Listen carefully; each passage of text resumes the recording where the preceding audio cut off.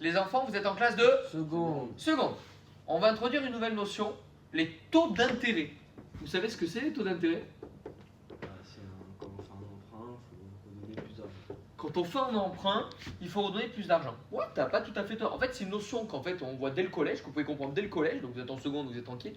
On va la découvrir aujourd'hui grâce à Educfi et la Cité de l'économie qui font vraiment un super travail pour rendre accessible aux jeunes toutes ces questions d'économie. Parce que c'est important de savoir en fait ce que c'est que les taux d'intérêt. Donc tu as raison Lucas. En fait, quand vous empruntez de l'argent, il faut rendre généralement plus parce que tu vas payer ce qu'on appelle un taux d'intérêt. C'est-à-dire que si tu empruntes à 10% et que tu empruntes 100 euros, il va falloir que tu rendes 110 euros. Mais ce qu'il faudrait plutôt faire, c'est épargner alors dans ces cas-là. Parce que si on épargne, ça se passe quoi? Tu prêtes ton argent à la banque, tu la mets sur un compte, et puis la banque te reverse à la fin de l'année. Vous avez vos intérêts à la Noël, vous avez tous vos intérêts sur vos comptes, vos livrets A, vos livrets jeunes. Pourquoi? Parce qu'en fait, la banque reverse un pourcentage de ce qu'il y a sur votre compte. Il y a deux manières de calculer ça. Soit on peut faire ce qu'on appelle un taux d'intérêt, un calcul d'intérêt à taux simple en fait, ou on peut faire un calcul d'intérêt à taux composé. Est-ce que vous savez la différence entre les deux ou pas du tout? Non. Non? Imaginez que l'on place 10 000 euros, d'accord? Vos grands-parents vous donnent 10 000 euros en disant c'est pour plus tard, c'est pour que tu t'achètes un appartement, pour que tu t'achètes ta voiture, et vous dites je vais peut-être pas les utiliser, on va faire un placement. Et que vous les placiez avec un taux simple de 5% ou un taux composé de 5%. Si vous placez 10 000 euros à taux simple, on va dire qu'on va le faire 3 ans, parce que vous avez un peu besoin de votre argent quand même. La première année, vous allez toucher 10 000 euros, d'accord, plus 5% de 10 000 euros.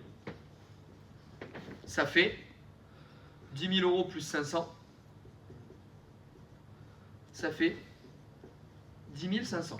Mais comme on est à taux simple, on pourrait aussi dire à taux constant, la deuxième année, vous allez rajouter encore 5, non, on va rajouter 5% de la somme de départ. On va avoir 10 500 de l'année précédente plus 500, ce qui va faire 11 000. Et la troisième année, on va avoir 11 000 plus 500. Vous avez compris le taux simple. Donc ça va faire 11 500. Et le taux composé, ce qui est bien, c'est quoi? C'est que quand vous passez d'une année à l'autre, vous augmentez de 5% la somme que vous aviez l'année précédente. Alors pour la première année, ça ne va rien changer. Pourquoi? Parce que vous allez avoir 10 000 que vous augmentez de 5%, ça va vous faire aussi 10 500. Mais la deuxième année, qu'est-ce qui va se passer?